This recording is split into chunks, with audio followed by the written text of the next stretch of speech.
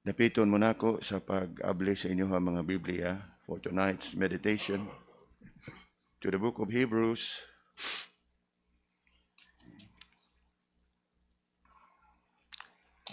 Hebrews chapter 11.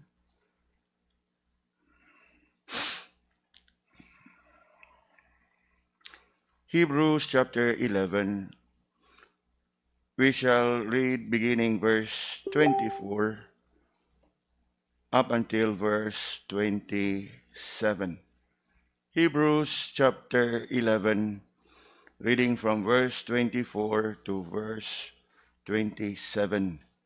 We invite those that are with us online to please open your Bibles to this portion and let us read together verse 24 to verse 27 of Hebrews chapter 11. Reading, by faith Moses, when he was come to years, refused to be called the son of Pharaoh's daughter, choosing rather to suffer affliction with the people of God than to enjoy the pleasures of sin for a season, esteeming the reproach of Christ greater riches than the treasures in Egypt, for he had respect unto the recompense of the reward. By faith he forsook Egypt, not fearing the wrath of the king, for he endured as seeing him who is invisible. Ang Ginoo magapanalangin kanato diha sa ato nga pagbasa sa iyahang pulong ug niining tungura sa ato ang pagpamalandong. Tonight's meditation is titled simply as the faith of Moses. The faith of Moses. Hebrews chapter 11 has been known as the chapter of faith.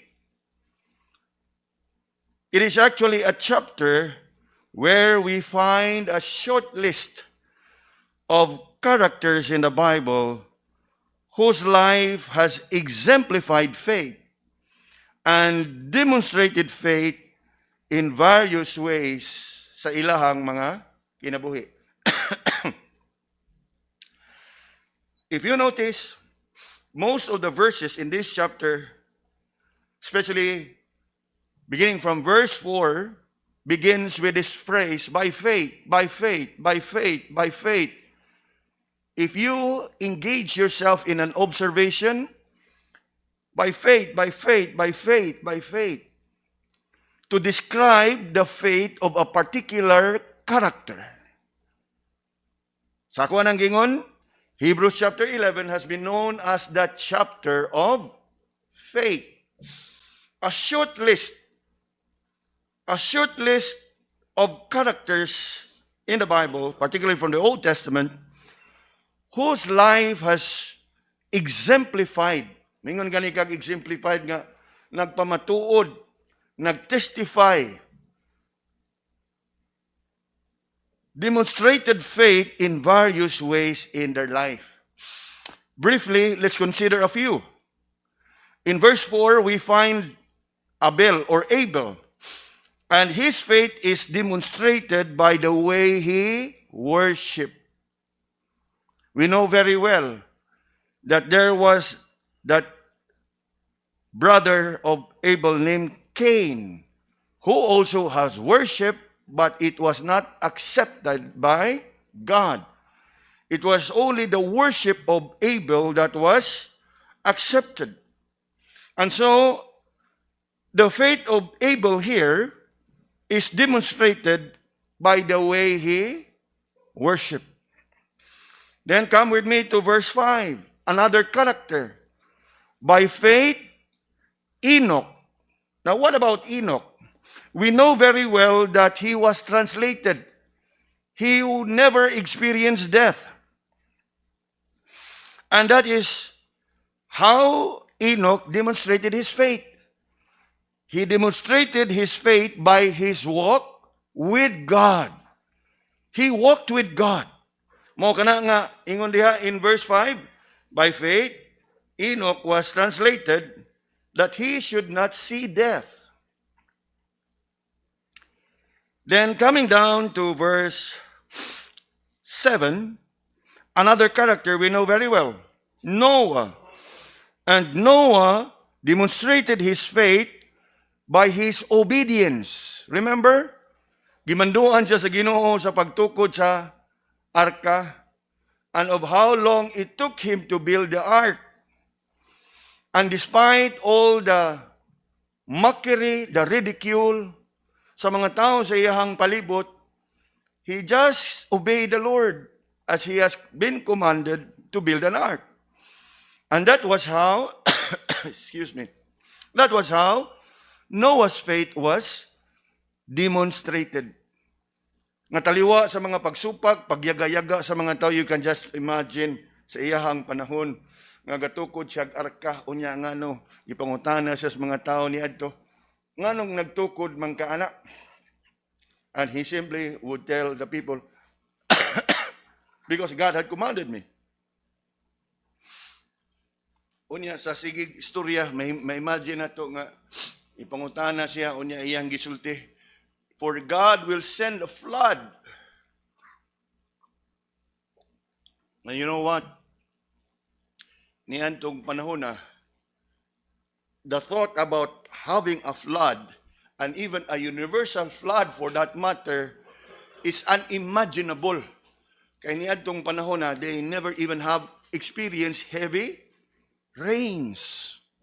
So you can only imagine, sa kada adlaw, muagi ang mga tao, oh, Noah, o sa kasimana, okay pa siguro, o sa kabuwan, o sa katuig. Then come 5 years after, 10 years after, 15 years after, because it took him some time to complete the ark. You can only imagine the heaviness of the discouragement. Wa gyapon ka kasabot, Noah. Sige gyapon kag tukod, ana. And that is indeed exemplary on the part of Noah to obey God. And that is what highlight his faith. Kaya kung imo gining tun-an, yes, they share one and the same faith, but they demonstrated their faith in different ways. Nakuha na to? Then, after Noah, we come down to verse 8, and we are introduced to Abraham. Of course, we know so well the testimony of Abraham, and his faith was demonstrated by his obedience, una sa tanan, to leave his own country, his own kindred, to go into a place that he doesn't know of.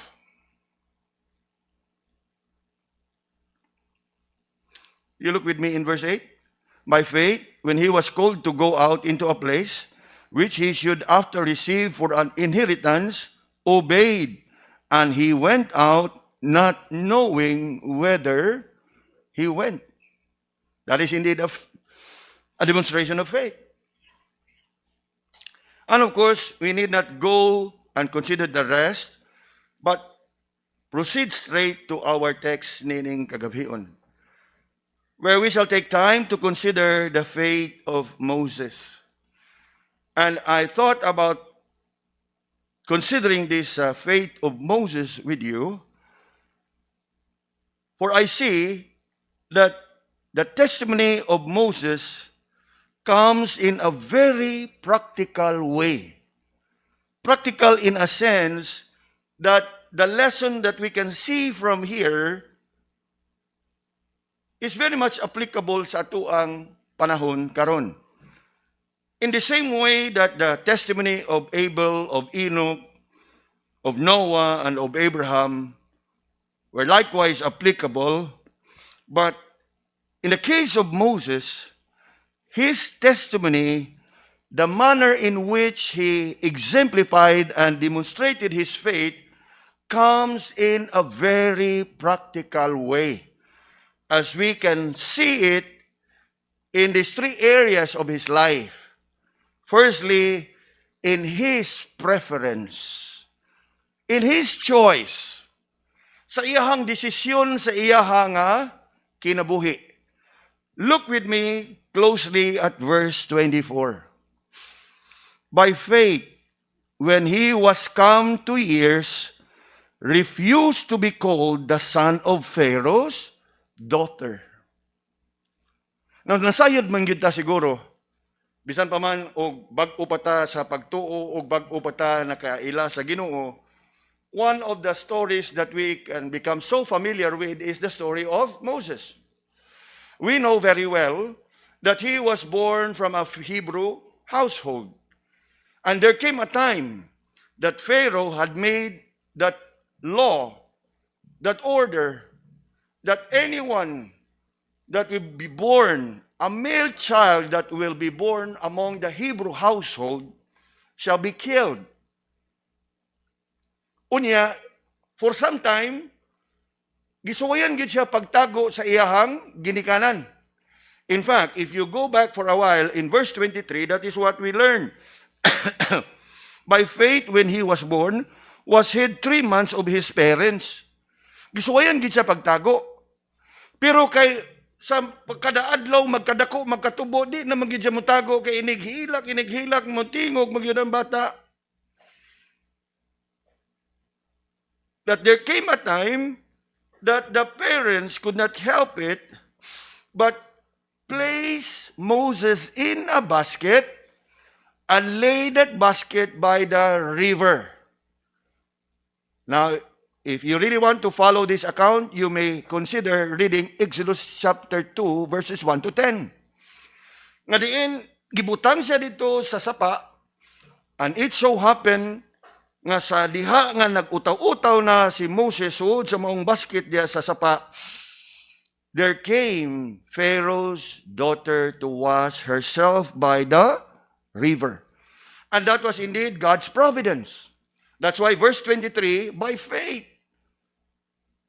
Nga sa ilahang pagbutang kang Moses dito sa basket, pagbutang sa sapa, masaligon sila that the Lord would look after Moses.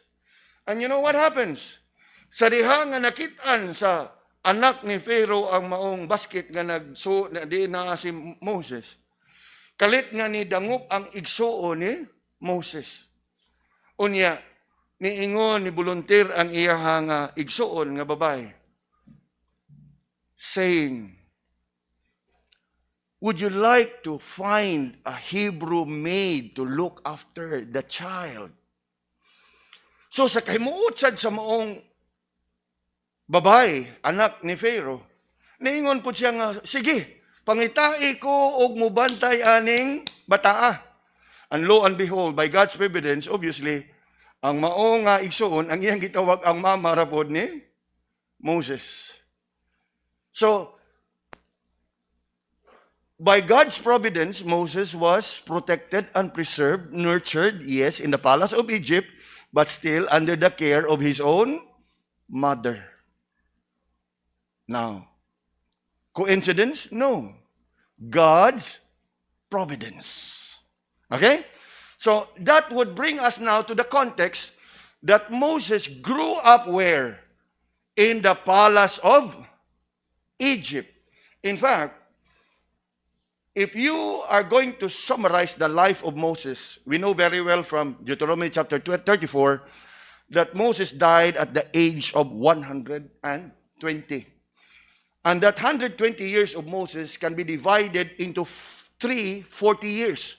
The first 40 years of Moses was spent in the palace in Egypt.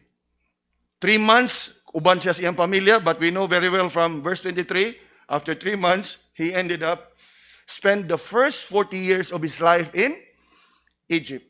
After that, something happened that he ran away from Egypt, spent the next 40 years in the wilderness when he was being trained by his father-in-law, Jethro.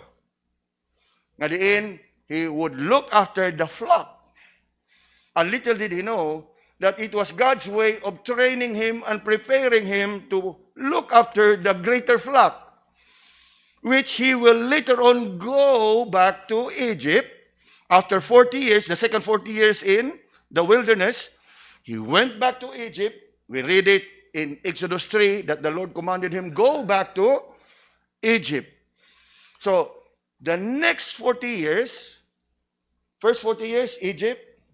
Second 40 years in the wilderness. Ingon pa na to, under training. The remaining 40 years was when he went back to Egypt and courageously stand before Pharaoh, telling Pharaoh to let my people go. And that was the third and the last 40 years that Moses spent during the Exodus period. We know very well that he was disqualified from entering the promised land. In fact, he was buried in the Mount of Nebo. So, Moses lived the first 40 years of his life where? In the palace of Egypt. And as we think of him living his life for 40 years in the palace of Egypt, what does it tell us about him? For one, he lived a very comfortable life. Okay? Ikaduha, he was brought up to be an Egyptian prince, obviously. And he lived a life enjoying privileges, enjoying prestige and power.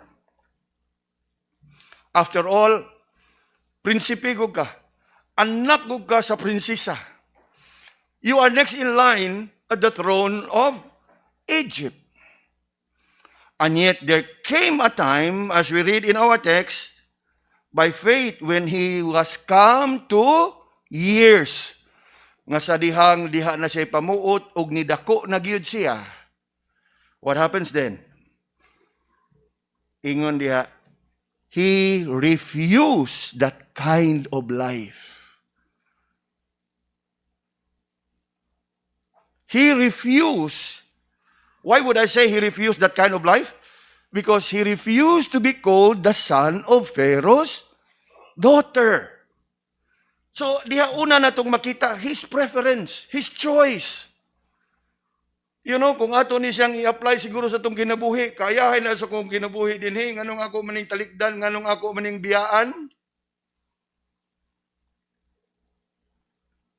And yet, as we read of him, when he was come, ingon diha, 2 years, there came a time that he was moved to refuse that kind. That word they refuse nga iyahang gidumilian, iyahang talikdan, iyahang salikway ang maong matang sa kinabuhi. And instead, unsay iyahang gipili? Come with me now to verse 25. Choosing rather to suffer affliction with the people of God than to enjoy the pleasure of sin for a season. So what are we seeing here? Sa iyahang pag-refuse to be called the sons of Pharaoh's daughter, he was actually making a statement nga atong kapaniminan, una, that he was willing to leave the comforts of the palace to suffer with God's people.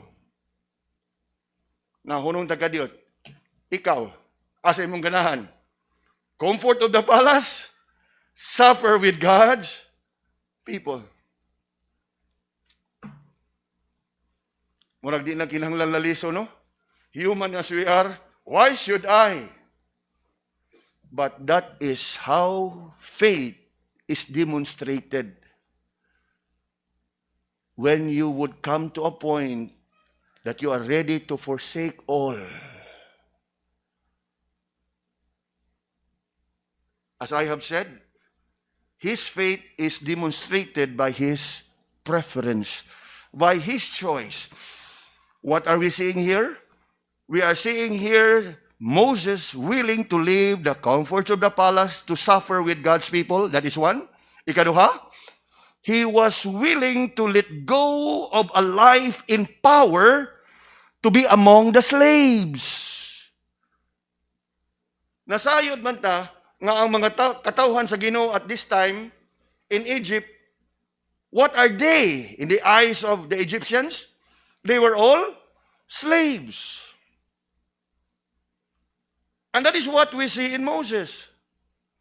When he refused to be called, when he refused to be identified with Pharaoh and the family of Pharaoh, he was making a statement. He was actually declaring to everyone that he's willing to leave the comforts of the palace, and he said, suffer with God's people, that he was willing to live that life in affluence and in power to be among the slaves. What else? Above all, he was willing to relinquish his princely position, being a master, to become a servant of God.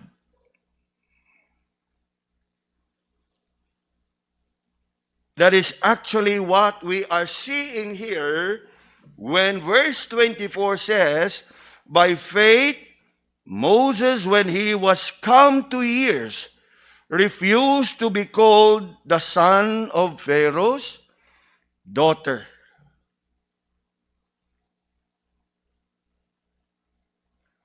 And somehow, mga kaigsunan, we oftentimes find ourselves in such a situation where we would have to make a choice. And more often than not, the choice that we face can be challenging and difficult because it may require us to let go of something that we view as the one that makes us secure in life. You think about those testimonies of people nga kanhi, naghawid, nagkupot, og dagko nga mga negosyo, patigayon, used to work and used to earn high income in their secular work until the Lord called them to full-time ministry. Dili tanan ang makahimo ni ana nga desisyon. Siguro most to most makaingon, pwede raman siguro gyapon ko makapangalagad sa Ginoo without abandoning my work. Pwede raman siguro ko makapangalagad sa Ginoo without abandoning my business. Pwede raman siguro ko makapangalagad sa Ginoo without abandoning my family. Kay akong talikdan akong pamilya, talikdan ako akong negosyo, talikdan akong trabaho, asa naman lang ko puniton. True? Very true. But not Moses. There was a change sa iyahang panglantaw. There was a change in his preference. You know, mga kaigsunan, wherever you may be karon sa inyong Kristiyanong pagkinabuhi, I hope when the time shall come that you will find yourself, that you come to realize that there is a decision that you need to make. Mubalik ko sa akong gitrabahoan kaniadto o mga lagad ko sa Ginoo. Naarabay gisaad nako nga inig mahuman ako dinhi, inigbalik nako naapa koy balikan, or karon nga dawat nako, nadungog nako, nabati nako ang calling sa Ginoo. Am I willing to let go in order to follow? Yes. I don't know where you are sa inyong Kristohanong pagkinabuhi karon, but at some point, mga kaigsunan, I am sure if you are sensitive to God's calling, you may have been called by God. Hinumdo mo ni Moses, when was it when the Lord called him? Sa diha nga, when the Lord find him ready to go back to Egypt. Remember, one fine day, he was doing the usual, tending, looking after the flock of his father-in-law, Jethro, until he came to notice a burning bush. Now, of course, that burning bush experience can also be your experience. Not necessarily that you will find a burning bush nga manilhi ka diya, care ministry, niya na musiga, lagkalit. No. But it could be that the Lord is calling you. Are we following?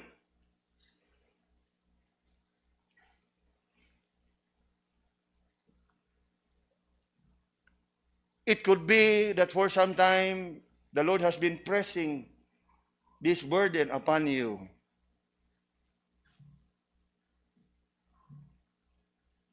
And perhaps you may have been undecided, or you may have been unsettled, or you may have been indifferent. Basig na dara ko ano sa sige na kog tuon sa Biblia. Ilang, padayon lang ko. Now, reflect upon Moses. He enjoyed the life of comfort. He enjoyed the life of ease. Nga ma-imagine na to, sa ato ang ma-imagine nga magkinabuhi ka sa harianon nga pagkinabuhi nga kanang ato bitaw makita usay sa mga salida nga ang mga sulugon mga naada yun. Naada yun, di ba? But you look at the preference of Moses, the choice of Moses. He refused to be called. He made it a statement and make it as a firm declaration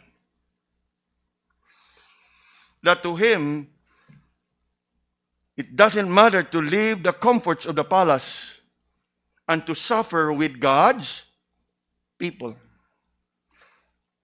It was nothing to him to abandon the life in power and privilege to be among the slaves. And above all, it is no big deal to him to let go of him being the master in order for him to become a servant of God. And that is what faith can do in our lives. Una, it causes us to make the right decisions. And what are the right decisions? The God-honoring decision. And what are these decisions? Decisions that is pleasing to God. You know, mga kaigsunan, it is never wrong for Moses to have stayed on in the palace. Kaya nga naman, wa manggid siya, nagbuot nga siya musuo dito. Gida magid siya dito. Wa man siya nagpakaroon ingnon. Nganong nasuod siya dito. We know very well the story, right? In other words, he could have enjoyed for all the rest of his life. And yet, the verse really makes it clear when he come to years.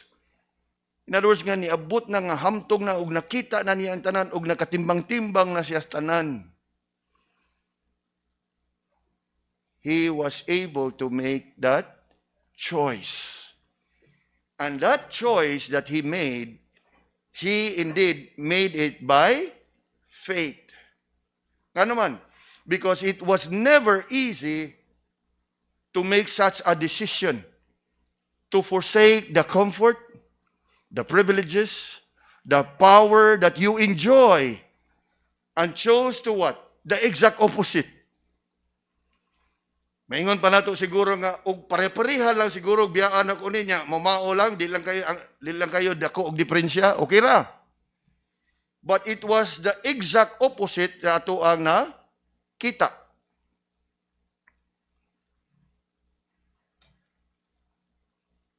That was how the faith of Moses was exemplified and demonstrated. By his preference, he refused to be identified with Pharaoh, for he wanted to be identified with God.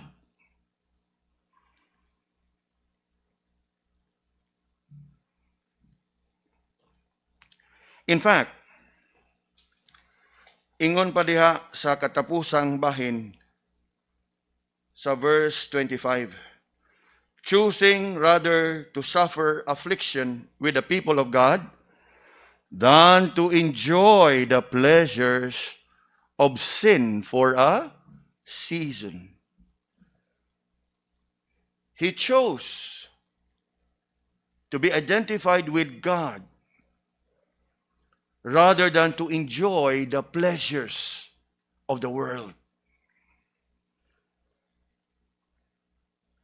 And we know very well that the pleasures of the world will always be the pleasures of sin.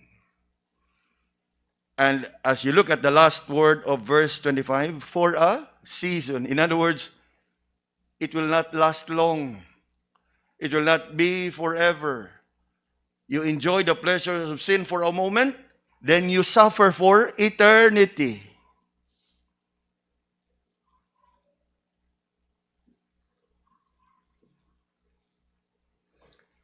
In fact, that praise their pleasures of sin does not refer only to the lust and the sinful activities of the world, but it can even include all the pursuits of the world, pursuing after power, fame, wealth, riches, all of which Moses could have enjoyed all his life. But he refused to be called the son of Pharaoh.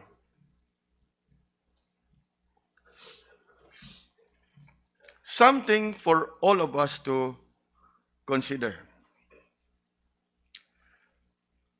Ikaduha, in regards to his pursuit, we find in verse 26, esteeming the reproach of Christ greater riches than the treasures in Egypt. Unsa itong makita diha? He esteemed the reproach of Christ greater riches than the treasures of Egypt. In other words, sa iyaha nga desisyon nga naagkon og naabtan, iyaha katong naabtan kay iyaha nga nakita nga bisan pa man sa tanang pag-antos nga akong antoson para kang Kristo, I'd rather pursue it because I see it as greater riches than the riches of Egypt. It is like that hymn that we sometimes sing, I'd rather have Jesus than silver or gold. I'd rather have Jesus than for riches untold. Muna siya diha.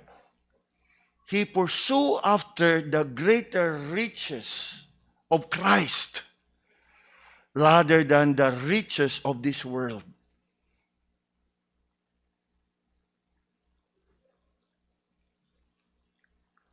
As we think of Moses' choice in letting go of all the privileges and comforts of Egypt, of course, the world and the people in the world would view it as foolishness. They could never imagine how people can make such a choice, which to them would be considered as foolish. Nga naman, kayahay na nang imong kahimtang diha, imo ba yung gitalikdan, imo ba yung gibalibaran? But not Moses. Because he see it and he pursue after a greater riches. Ug mo ni wa makita sa mga tao sa kalibutan. And they will never see it. The world would view it as foolishness, especially so when it is replaced by a life in hardship and suffering. Only people who walk by faith can have such a view, can have such a pursuit. In fact, as we reflect upon the words of verse 26, in view of Moses' pursuit, I'm reminded of the Apostle Paul in his testimony, in his letter to the Philippians. Now turn your Bibles for a while to the book of Philippians, chapter 3.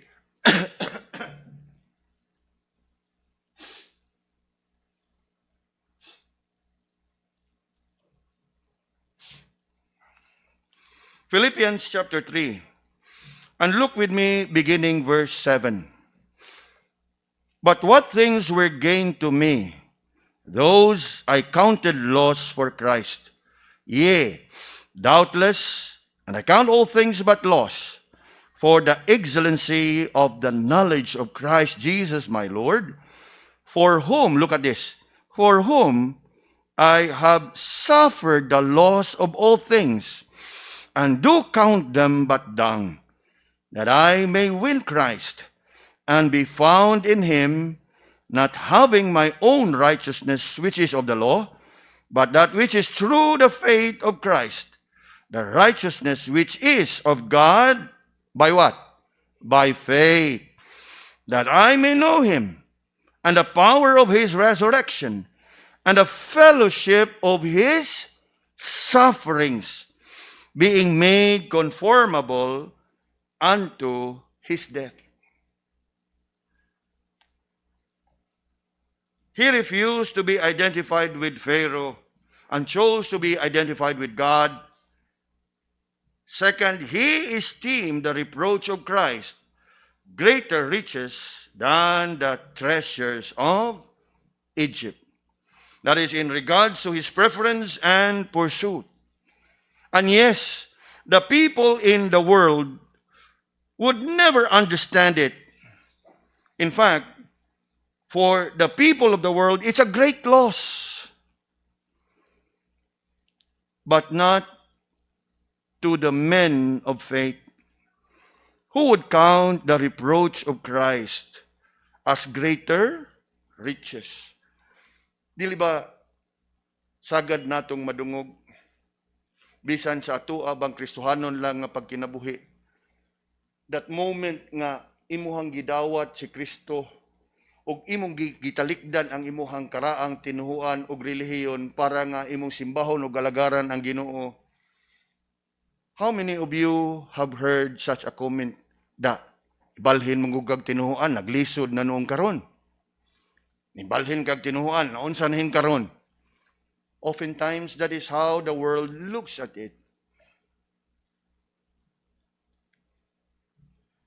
We cannot blame them. Kay wa nila matagamtami ang kinabuhi nga anaa sa pagtuo. And I am sure you may have that second thought. Unsa kay isulti sa kong mga ginikanan, ano, mingon ko nga di nagumbalik trabaho, mga lagad ko sa Ginoo, ha? Naunsa ka?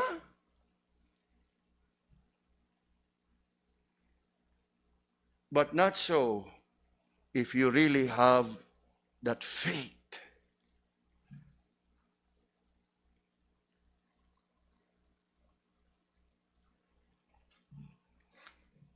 Men of faith would count their loss even as a gain. Men of faith would count the reproach of Christ as greater riches than all the treasures of the earth. In fact, if you look at the last part of verse 26, why would Moses pursue the life in hardship and suffering? Because he esteemed the reproach of Christ as greater riches. What else? Ingon sa diha, for he had respect unto the recompense of the reward. You know what it means? Kay naay nakita si Moses by faith nga diha sa iyahang pagpangalagad sa Ginoo, taliwa sa mga kalisod ug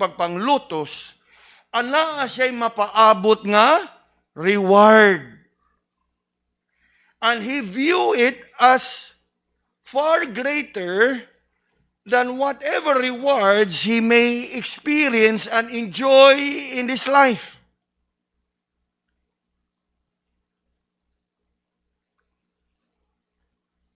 Of course, when verse 26 mentions about Moses thought about the recompense of the reward, it does not mean that his motive in forsaking all to follow God is the reward, but simply because he knows very well that the one true and living God has prepared some rewards that he will give to his faithful servants. And that is what verse 26 here said. Esteeming the reproach of Christ greater riches than the treasures of Egypt, for he had respect unto the recompense of the reward. He knows very well that at the end of his life, the God of heaven, his Lord and Master, would welcome him with such a commendation. Well done, thou good and faithful servant. Unya, mas gustuhon niya nga madungog kana nga reward kaysa mga reward o pasidungog nga iyahang madungog dinhi sa mga tao sa kalibutan.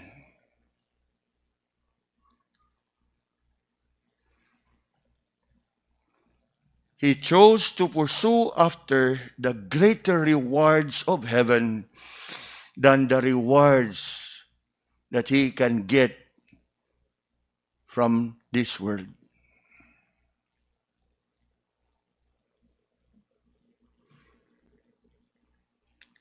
Thirdly, mga kaigsunan, in regards to his perspective, verse 27, he forsook Egypt, not fearing the king. Nga naman, because he fears somebody else. And who is that somebody else? The King of heaven, which is described here in the last part of verse 27, seeing him who is invisible. Now, obviously, it refers to God. So, usab ang iyang panglantaw. He no longer walks by sight, he walks by faith. Are we seeing it in the verse? I hope so. Nga wa na siya gibatig hadlok. I don't mind whatever harm Pharaoh can do unto me. For I know whom I have believed. Nga naman, last part, he endured all the suffering because he see him who is invisible. That is his perspective. He forsook Egypt, not fearing the wrath of the king, because he fears somebody else, the King of heaven, the God of heaven, the one that is invisible. And this is something I'd like us to consider. Kay usahay bisan kita nga magtotoo diha kang Kristo, mas mubati gihapon tag kahadlok sa mga tao niini nga kalibutan kaysa nga mubati tag kahadlok sa atong Ginoo. But not Moses. Moses, in his faith, was able to take a bold and courageous stand. Nga naman, look with me in verse 27. Ato ning subayon. By faith, he forsook Egypt. Now, we know very well that there was an incident that happened by God's providence. First 40 years, Egypt. something happened, and he came also in his own senses, come to a point of realization. What happened? At that time, he forsook Egypt. He flee Egypt. And for another 40 years, he was in the wilderness. And yet, in God's own good time, he went back to Egypt. Di ba? And this time, he returned bold, brave, and courageous, not fearing the wrath of the king. Gani, sa iyahang pagatubang, he stand firm and courageous before Pharaoh, telling him to let my people go. You can only imagine how Pharaoh must have felt at that time. Kay lagi, Moses grew up in the palace of Egypt, dearly beloved by him and the household. Unya karon sa iyang pagbalik, maisugon, kursunada na kayo, nga nangatubang diha kaniya, arisgado kayo nagatubang kaniya. Pleading with him to let his people go. In fact, we know very well how much pleading he did, how much persuading he did. After that, nahuman o na-accomplish niya ang iyang misyon, yet it doesn't end there. Kaya nga naman, during the time of Exodus, he also would have to endure the unbelief of the people.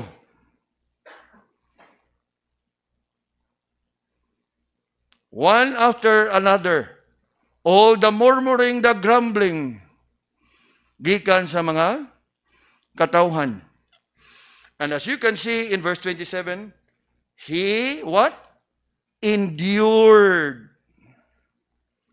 And why did he endure? Because he is mindful. He is conscious of the one that is invisible. Kainomdo mo? That burning bush experience? Unsa may akong isulti dito kung kinsay gasugo nako? Kinsa man ka? In fact, at that incident, if you can recall, in Exodus chapter 3, Moses is somewhat hesitant. Nganong ako? How can I speak? How can I tell? Unsa may akong isulti atubang dito? And yet the Lord spoke to him, I will go with you. And in all the assurance that the Lord gave him, that is why he endured. Because he see him, the one that is invisible. What about you? I am sure you have had that experience, that personal experience with the invisible. Diha sa inyo mga personal nga quiet time, diha sa inyo mga pag-ampo, diha sa inyo mga pagpamalandong sa pulong. I am sure nga dili lang ikaw nakighinabi sa Ginoo, and I am sure ang Ginoo nakighinabi diha ninyo pinagi sa imiyahang pulong. But how have you been responding? For it could be that the Lord has been impressing upon you. It could be that the Lord has been calling you. It could be that the Lord indeed has revealing His plans and purposes. And yet, you seem to be indifferent because you still are considering ang imuhang mga plano sa nga umaabot nga mga ugma sa imuhang kinabuhi.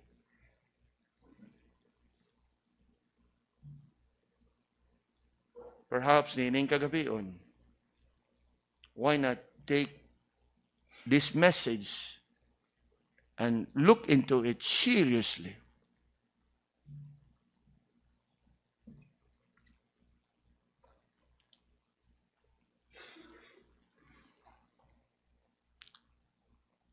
If you notice, I'm simply bringing to your attention the key words in every verse. I did not use any words nga di nimo makita diha. Verse 24, he refused. Verse 26, he esteemed. Verse 27, he forsook. Iyahang gitalikdan. In fact, that word forsook there is a clear statement nga iyahag yung biyaan. Iyahag yung talikdan. And we often think of Egypt, now in application sa tuwa, would refer to the world, the pleasures of the world, the riches of the world. And by faith, Moses forsook the world to follow the Lord. What about us? What about us? We are so familiar with that chorus, right? I have decided to follow Jesus. The world behind me, the cross before me. The world behind me. The world behind me simply means imo nang gitalikdan ang kalibutan. The cross before me. The world behind me, the cross before me. No turning back. No turning back. He forsook Egypt, not fearing the wrath of the king. In fact, in forsaking Egypt, no turning back, he endured. Buti pasabot nga, there was never a time, kung mahinumdum mo sa katawhan sa Israel, sa kalisod nila in the wilderness wandering, mas maayo pa man siguro mubalik ta sa Egypt.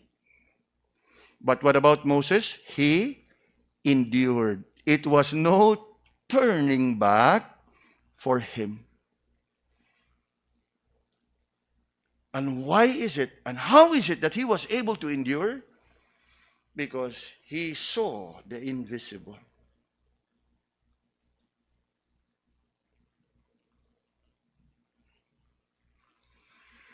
Seeing him who is invisible, he believed. He trusted the invisible that he saw. Again, it will bring us back to that conversation, that encounter that he had with the invisible in the burning bush experience. And lo and behold, we know very well that without faith, it is impossible to please him. But because of the faith of Moses, as exemplified and demonstrated in these three areas of his life, he refused to be called the son of Pharaoh's daughter. He esteemed the reproach of Christ greater riches than the treasures of Egypt, and he forsook Egypt, not fearing the wrath of the king. It pleased God to bless him. And lo and behold, his faith was rewarded. And we know very well nga nagmalampuson gid siya sa iyahang pagdala sa katawhan gawa sa Egypt, and brought them into the wilderness wandering. And thereafter, with Joshua taking over, bringing God's people into the promised land. Oftentimes, we think of Moses, not much of his faith. Oftentimes, we think of him as somebody who have, yes, trusted God and who had served God, but at the end of life has failed. True, he may have failed at the end of his life, but it cannot change the fact that he was among the characters recorded in Hebrews 11, which oftentimes is called, yes, the chapter of faith or the hall of faith. Not the hall of fame, but the hall of faith, whose names were written, have exemplified and demonstrated their faith in God in a very extraordinary way. And it so happened that Moses was among them. In fact, in later verses of this, you would even be surprised that you will find the name of what? Rahab. You know Rahab, right? You will find her name in this chapter. And somehow, mga kaigsunan, it tells us that yes, like Moses, when we trust God, we surely would receive God's blessing. But when we trust ourselves, what do we get? We only get what weak people can do. How much can we accomplish for ourselves? Tell me. When we trust God, it will be Him who will do and accomplish things for us. But when we continue, and should we continue to do things our way, what can you expect? Of course, og kutob sa ato ragyong mahimo. And you know, we know very well that Jesus said, without me you can do nothing. That is why, oftentimes, bisan sa tanan nga atong mga paghago o tanan nga atong mga pagpaningkamot, ingon lang ta sa katapusan, nang matapos ang lahat. Unsa? Ako'y nahirapan. Nahirapan lang kita.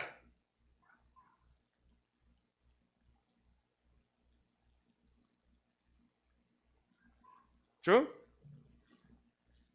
Learn from the faith of Moses. Again, I don't know where you are sa inyo karon nga kanang kinabuhing Kristohanon.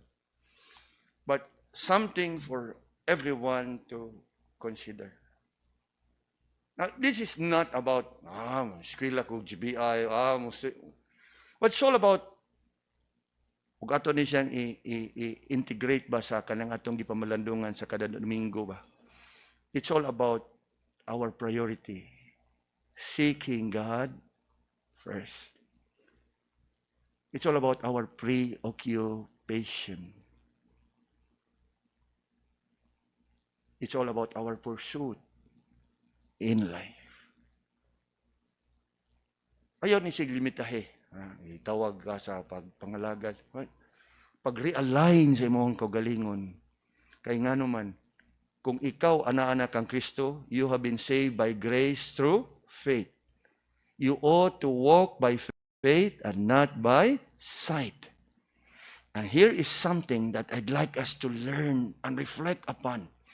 How we can best demonstrate our faith. How best we can exercise our faith. In these three areas. Refusing, esteeming, forsaking. Pray about it, mga kaigsunan.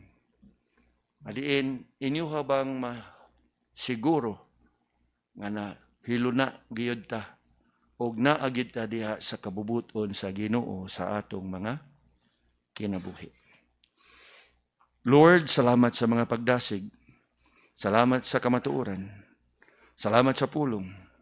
We pray nga ang imuhang pulong nga among nadungog would continue to convict our hearts and stir us up that we will be able to really discern what is it that we should pursue sa amuang mga kinabuhi. Andama kami nining tungura, diha karon sa among pagdangop kanimo sa mga pagampo. In Jesus' name we pray. Amen.